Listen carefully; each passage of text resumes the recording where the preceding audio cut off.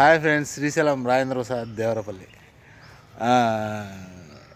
ఈరోజు ఆదివారం, అంతా అంతా హ్యాపీ. పండగ సెలవులు అందరూ. ముందుగా పండగకి advance happy Sankranti.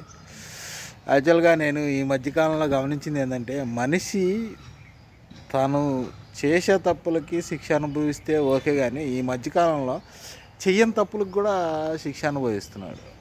I mean ఎట్లాగంటే, ఇప్పుడు కరోనా, ఇది ఇంకోటి ఏయో వస్తున్నాయి, వాటికి మనము సఫర్ అవుతున్నాము. అవి మన చేతిలో లేనివి. కానీ బాధాకరమైన విషయం ఏంటంటే, మన చేతిలో ఉన్న వాటికి కూడా మనం ఈ మధ్యకాలంలో ఇబ్బంది పడుతున్నాం, బాధపడుతున్నాం. అవి ఏంటి అంటే, మొన్న ఏదైనా కావచ్చు, అది ఎవరి తప్పైనా కావచ్చు, ఏమైనా కావచ్చు. మొన్న ఆ పుష్ప దానిలో పాపం వాళ్ళు చనిపోవడం కానీ, నిన్న కాక మొన్న ఈ తిరుపతిలో ఈ తొక్కిస్లాట్లో వీళ్ళు చనిపోవడం కానీ, ఏముంది మనకి మహా అంటే ఇంకొక గంట లేట్ అయిద్ది. అంతకు మించి ఇంకేమవుతుంది చెప్పండి.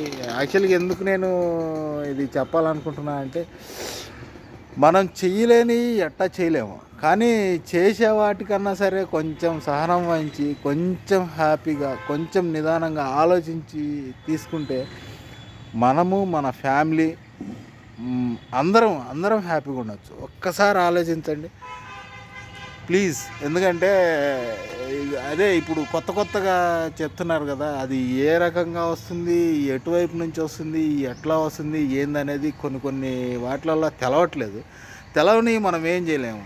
కనీసం తెలిసినవి అన్న మన జాగ్రత్తలో మనం ఉండి హ్యాపీగా ఉండడానికి ట్రై చేద్దాం. ఓకే, అందరూ ఆలోచించండి. Thank you.